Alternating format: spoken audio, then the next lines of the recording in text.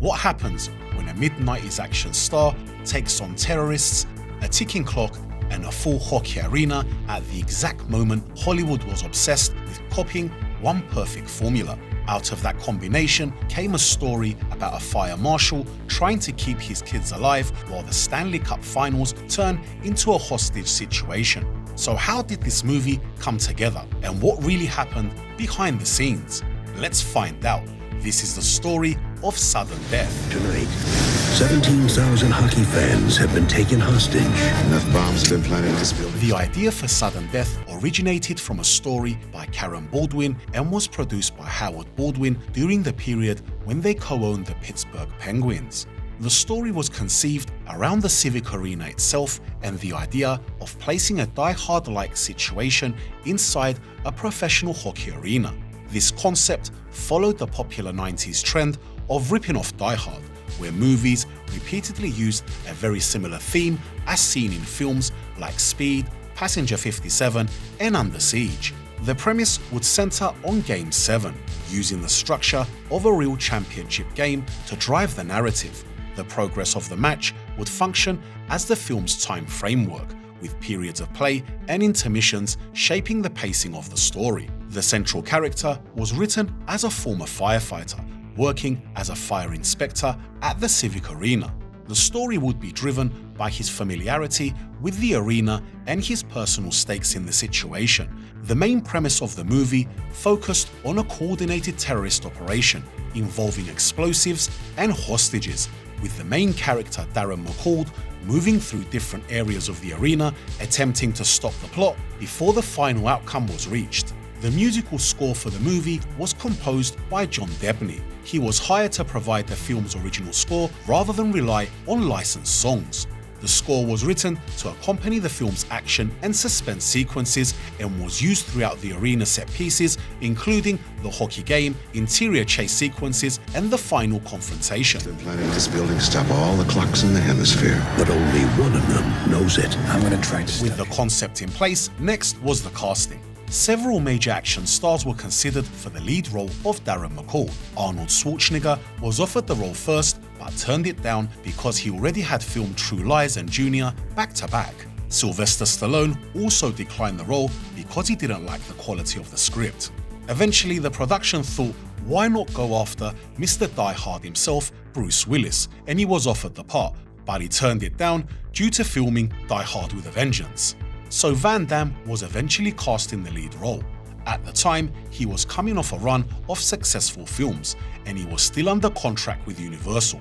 A bonus to this, he had already worked with Peter Hyams on Universal's Time Cop. According to a few publications, it was actually Van Damme that convinced Peter Hyams to take on the movie. Now, the role for Joshua Foss was originally offered to James Woods. Woods turned the part down because he didn't like the direction of the character, so the role ultimately went to Powers Booth. The rest of the cast filled out the hostage plot and the family side of the story. Raymond J. Barry played Vice President Daniel Binder. Dorian Harewood played Agent Matthew Hallmark. Whitney Wright played Emily McCall, and Ross Malinger played Tyler McCall. To keep the hockey side feeling real, the film also used real hockey figures on screen. Several members of the Pittsburgh Penguins appeared as themselves. I know where the bombs are, so I know where you're going. Then come and get me. Filming took place in Pittsburgh and was built around full access to the Civic Arena. Production ran from late August until December '94, stretching across more than 3 months. Most of the work happened at night. Crews regularly came in late evenings and filmed through early morning, night after night, so the arena and ice could be used without interruption. The Civic Arena was the main location, but it wasn't the only one. Several scenes were shot at the then unopened Veterans Hospital in Aspinwall, which doubled for interior locations that could not be filmed inside the arena. Early on, the plan was simple: use a real Penguins home game against the Chicago Blackhawks, film the crowd, film the ice, and drop the action into real footage. That plan collapsed when the NHL lockout shut down the start of the 94-95 season. With no games to film, the production had to create its own. The first solution was an exhibition game between the Penguins and the minor league affiliate, the Cleveland Lumberjacks. The Lumberjacks wore Black Hawks uniforms to sell the illusion. The footage helped, but it didn't feel intense enough. So a second stage game followed months later, this time using two ECHL teams, the Johnston Chiefs and the Wheeling Thunderbirds, again dressed as Penguins and Black Hawks. Even then, most of the hockey action came from local players. They were kept on call for months, sometimes waiting hours just to be used for a single moment. Filling the arena became another problem. On most nights, only a few thousand extras were available. To make the building look full, cardboard cutouts were placed throughout the stands. To make the hockey feel real, cameras were pushed right onto the ice. Standard dollies could not keep up, so the cameras were mounted on skates and pulled alongside players to match their speed. Now, the helicopter crash onto the ice was one of the biggest technical challenges. A huge crane was used to lower the helicopter into the arena while multiple cameras rolled. Safety crews were on standby throughout the shoot. Some of the film's most memorable moments were not even part of the script. The mascot fight was added after the director joined the project. The goalie disguise sequence came from an earlier unproduced Baldwin project called Redline. During filming, Van Damme struggled to move in full goalie gear, and in several shots he wore tennis shoes instead of skates to make the scene workable. We are going to do this by the numbers. What number was that? Now he has more to lose. Sudden Death was released in the United States in December '95. Domestically, the film earned around $20 million. Internationally, it performed better and brought in its worldwide total to roughly around $64 million. While it didn't match the box office performance of Time Cop or Hard Target, it avoided being a financial failure. Critical response, though, was mixed. Mick LaSalle of the San Francisco Chronicle praised it heavily and called it one of the best action thrillers of that year, saying it marked Van Damme's arrival as a top-tier action star. Now, Kevin Thomas of the Los Angeles Times also responded positively, calling it a treat for Van Damme fans and praising its stunts and production values. On the other hand, Roger Ebert gave the film 2.5 stars out of 4, and Variety labelled it as a derivative Die Hard knockoff. After its theatrical run, Sudden Death found a much larger audience on home video. The film was released on VHS and quickly became a regular rental where many viewers first discovered it outside of theaters. A DVD release followed and stayed in circulation for years. It remained widely available and was often bundled with other action titles from the same period. The film later received a Blu-ray release, bringing it into the high-definition era.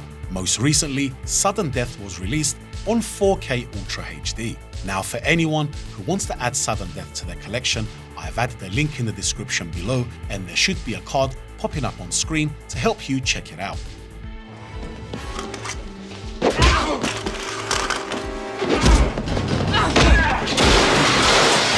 Sadly, the movie never got a sequel, even if one was written and planned for the fall of '97. But after the film underperformed at the box office, the project was scrapped. Despite this, the film remained visible through repeated cable television airings and home video circulation.